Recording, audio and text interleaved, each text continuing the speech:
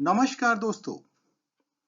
क्या कभी आपने महसूस किया है कि हम अपनी रोजमर्रा की भाषा में ऑटोनॉमी और इंडिपेंडेंस को एक ही मतलब में इस्तेमाल कर देते हैं, लेकिन हकीकत में दोनों का अंतर उतना छोटा भी नहीं है जितना हम समझते हैं। आज हम इसी दिलचस्प अंतर को बहुत आसान जीवन से जुड़े उदाहरणों के साथ समझेंगे।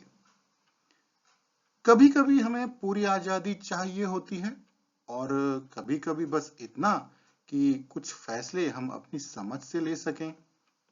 दोनों ही जरूरी हैं, पर दोनों एक जैसे नहीं।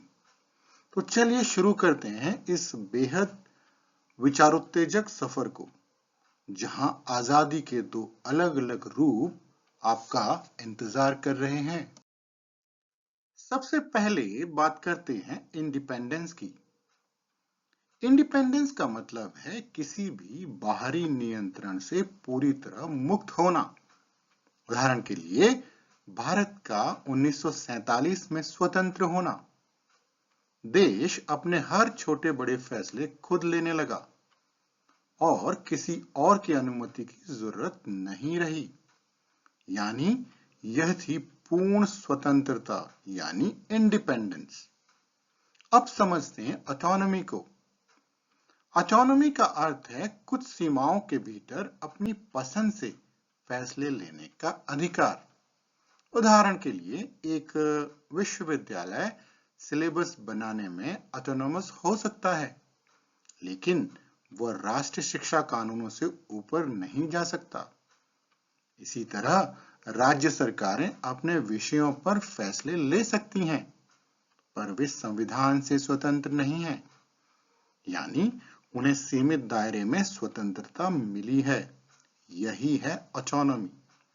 सरल शब्दों में कहें तो इंडिपेंडेंस यानी पूरी आजादी और ऑटोनॉमी मतलब सीमित आजादी। तो दोस्तों, अब इस अंतर को एक सीधी और याद रहने वाली बात से समझिए।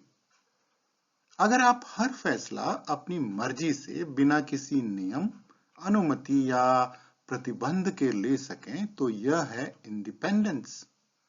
लेकिन अगर आपको कुछ खास फैसले एक तय ढांचे या सीमा के भीतर लेने की आजादी हो तो यह है ऑटोनॉमी।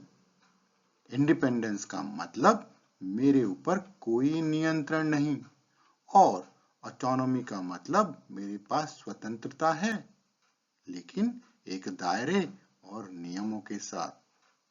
दोस्तों, उम्मीद है आज का ये अंतर आपकी सोच में नई स्पष्टता लेकर आया होगा।